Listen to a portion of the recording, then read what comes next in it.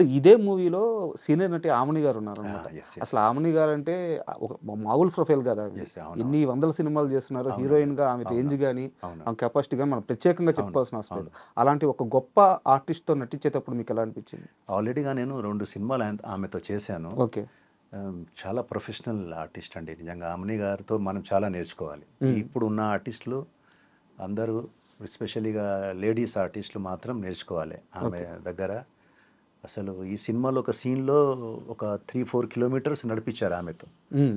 అంటే ఒక ఒక ఒక డెత్ సీన్ ఉంటుంది. దాంట్లో ఒక ఆమె 3, 4 కిలోమీటర్స్‌ని కెమెరాలో ఆమెకు నడిపిస్తూనే ఉన్నారు. కానీ ఎక్కడ కూడా ఆమె ఏంటిది ఇది? ఏంది డైరెక్టర్ గారు? ఏంది కెమెరామెన్ గారు? లేదు. ఇలా నడిపిస్తూనే ఉన్నారు ఏంది మమ్మల్ని అని ఇంత కూడా ఆమె ఇది చెప్పలేదు దానికి. చేస్తది. మార్నింగ్ నుంచి ఈవినింగ్ దాకా దాంట్లోనే షూటింగ్‌లోనే ఉంటది. మరి ఎలాంటి డిమాండ్స్ ఉండవు. ఆమెకు ఎంతవరకు అందరూ బాగానే చూసుకుంటారు లేవని కాదు. కానీ దాని మీద కూడా ఆమె డిమాండ్స్ ఇది కావాలి, అది కావాలని ఉండదు. Very very professional artist.